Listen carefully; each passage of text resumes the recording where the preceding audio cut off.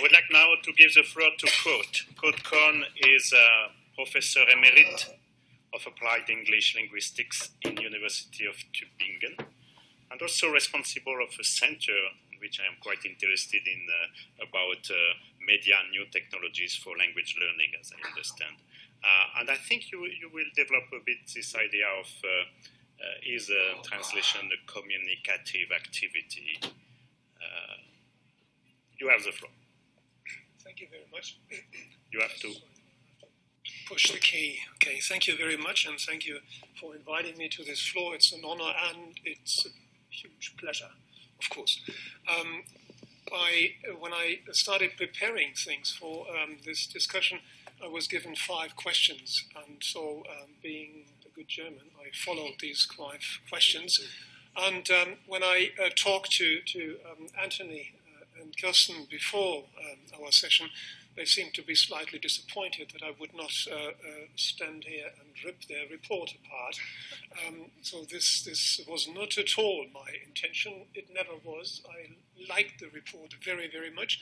I think it gives valuable insights based on this literature review and the data.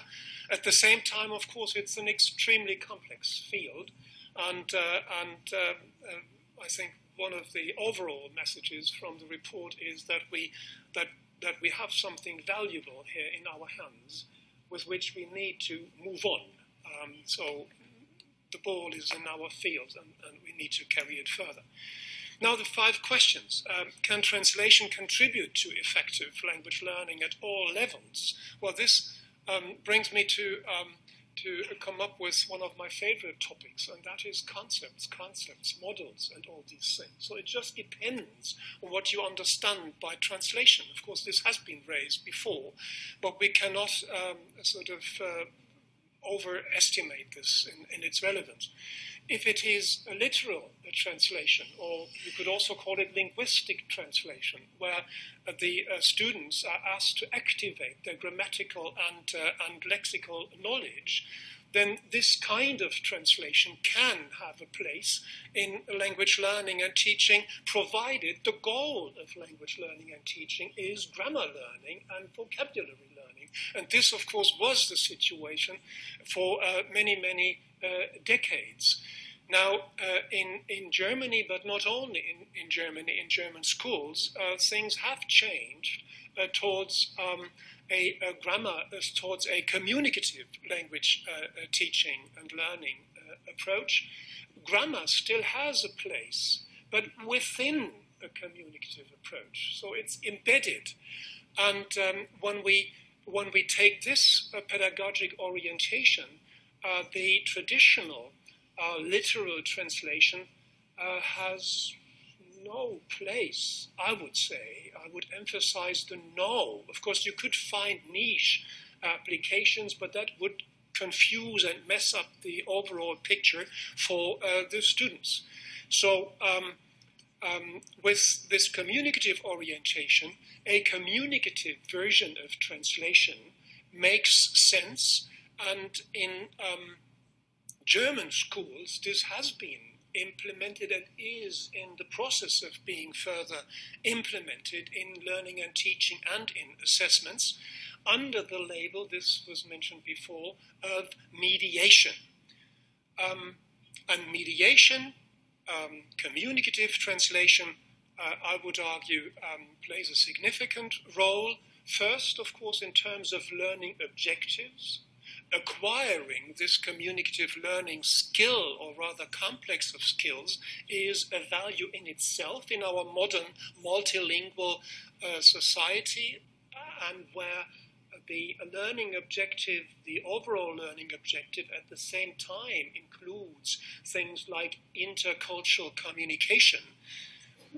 And it has also a value because of the pedagogical rub-off effects. When you engage in communicative translation, you engage in all the comprehension and production activities and skills that are also relevant in unilingual communication.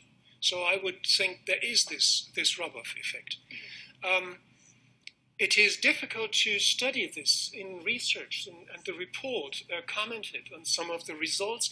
My feeling is that these studies that are available focus more on what shows up on the level of outcomes, and they focus less on the kind of processes learners engage in. This might be interesting from a sort of social constructivist processing perspective. Regarding levels, I would argue once you adopt the communicative translation concept, it applies to all levels. I mean, like you don't start speaking in after 1 year or 2 years, but you do it all right from the start. You need it all, and out there when you look at in communicative translation. Like in the guise of community interpreting, little children do it with their parents in migration context and so forth. Second question, if translation does not form part of the language learning curriculum, is there a willingness? Now in Germany, as I said, we have this shift towards mediation. In the report, I wasn't entirely sure whether this was criticized or not. There was this sort of certain ambivalence for me as a reader, but I would see it as something positive. And I would like to say why. I think it's important to see it in the broader context in Germany. Translation in the German educational mind, whether in school or at university, is conceptualized as a literal translation. That's it. When you say translation, it's literal translation. So if you want to introduce a communicative version or communicative versions of translation, you better use a new term. Now, mediation has been around. It has also been around in translation studies. And so I think it makes sense to use it this way.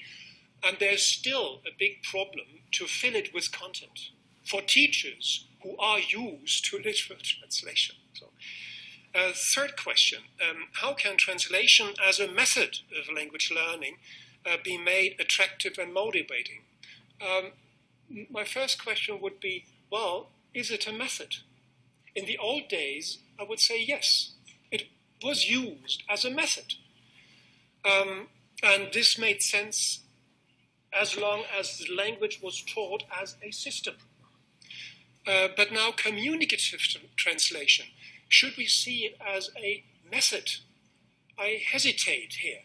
I mean, there are, of course, pedagogical uses of translation, but which are more on the side of literal translation activities then. I would rather prefer to see communicative translation first as a part of intercultural, multilingual communicative competence. It is part of this, and as such, it is a relevant learning objective,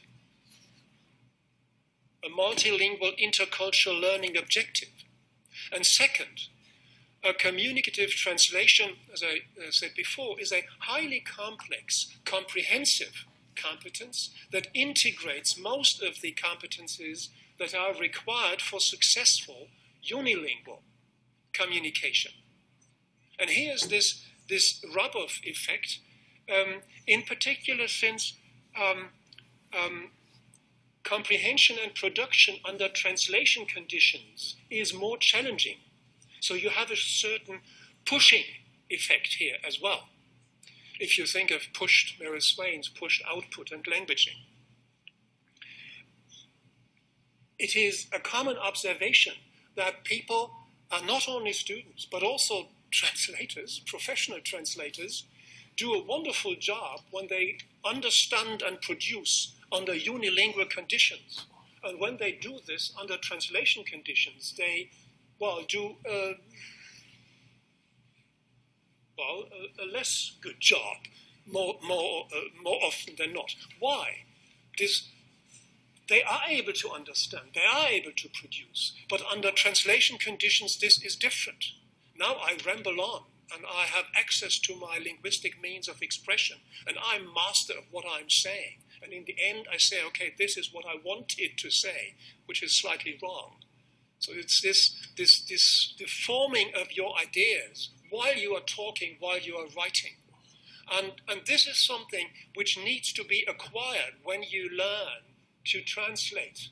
And when you push students, language learning students, to exercise their comprehension and production skills under these conditions, I think they will develop they will further enhance their comprehension and production skills for unilingual conditions. And then, of course, there is this interesting dimension, of course, of regarding intercultural and multilingual awareness, and regarding sort of multilingual flexibility and all these things.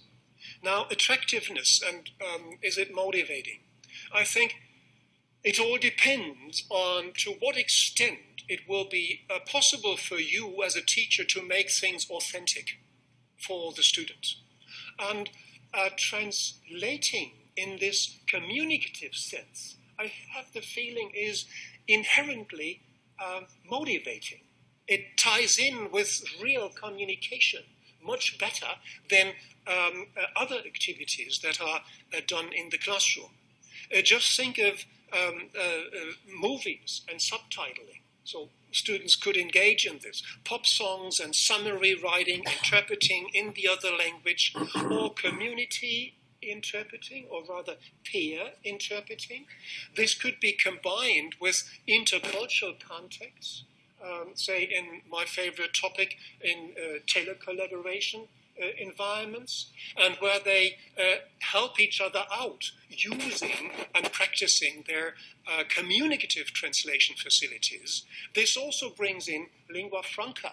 And now I do not mean English as a lingua franca, but rather lingua franca in the sense of using one's second language for real-life communication purposes in order to bridge gaps of understanding and communication and so forth. This has a pedagogical potential. Fourth question, examples of the pedagogical value of translation. I think the examples I gave fit in here.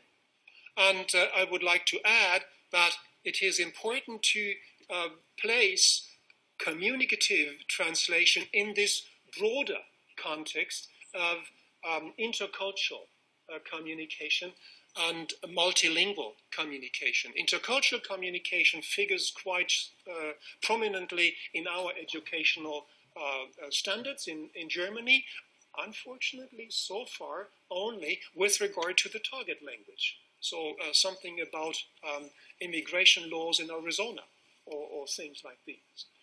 Not the kind of intercultural competence we think of. Fifth question, which highly needed skills in today's society does translation help understand and prepare for?